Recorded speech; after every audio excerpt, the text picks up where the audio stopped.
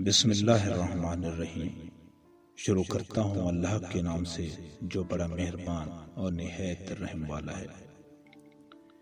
ایک شخص نے چڑیا پکڑنے کے لیے جال بچھایا۔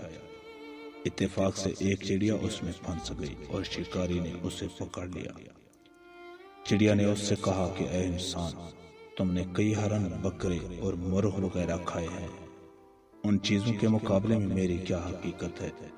ذرا سا گوشت میرے جسم میں ہے، اس سے تمہارا کیا بنے گا؟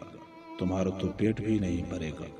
لیکن اگر تم مجھے آزاد کر دو تو میں تمہیں 3 نصیحتیں کروں گی جن پر عمل کرنا تمہارے لیے بہت مفید ہوگا۔ ان میں سے ایک نصیحت تو میں ابھی کروں گی، جبکہ دوسری اس وقت جب تم مجھے چھوڑ دو گے اور میں دیوار پر جا بیٹھوں گی۔ اس کے بعد تیسری اور آخری نصیحت اس وقت کروں گی جب دیوار سے اڑ کر سامنے درخت کی شاخ پر جا بیٹھوں گی۔ اس شخص کے دل میں تجسس پیدا ہوا کہ نہ جانے چڑیا کیا فائدہ مند نصیحتیں کرے۔ اس نے چڑیا کی بات مانتے ہوئے اس سے پوچھا، تم مجھے پہلی نصیحت کرو، پھر میں تمہیں چھوڑ دوں گا۔ چنانچہ چڑیا نے کہا، میری پہلی نصیحت یہ ہے کہ جو بات کبھی نہیں ہو سکتی اس کا یقین مت کرنا۔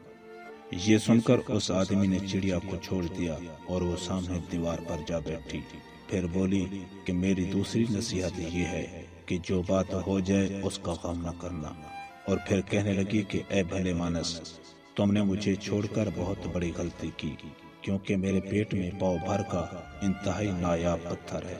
اگر تم مجھے ذبح کرتے اور میرے پیٹ سے اس موتی کو نکال لیتے تو اس کے فروخت کرنے سے تمہیں اس قدر دولت حاصل ہوتی کہ تمہاری آنے والی کئی نسلوں کے لیے کافی ہوتی اور تم بہت بڑے رئیس ہو جاتے۔ اس شخص نے جو یہ بات سنی تو لگا افسوس کرنے اور پچھتایا کہ اس چڑیا کو چھوڑ کر اپنی زندگی کی بہت بڑی غلطی کی۔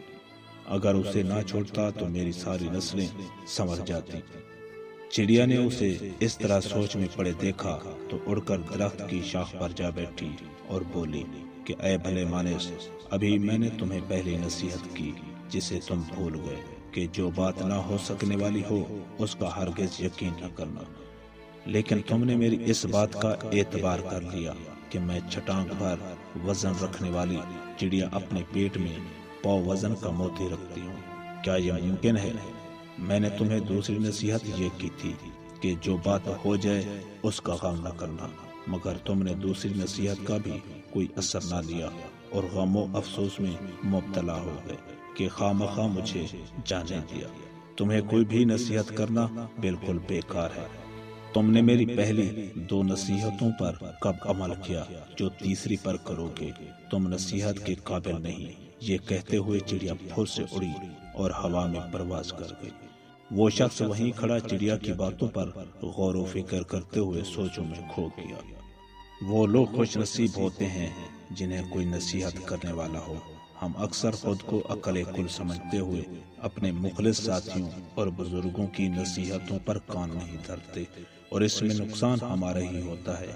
یہ نصیحتیں صرف کہنے کی باتیں نہیں ہوتی کہ کسی نے کہہ لیا ہم نے سن لیا، بلکہ دانائی اور دوسروں کے تجربات سے حاصل ہونے والے انمول اثاثے ہیں جو یقیناً ہمارے لیے مشعل راہ ثابت ہو سکتے ہیں اگر ہم ان نصیحتوں پر عمل بھی کریں۔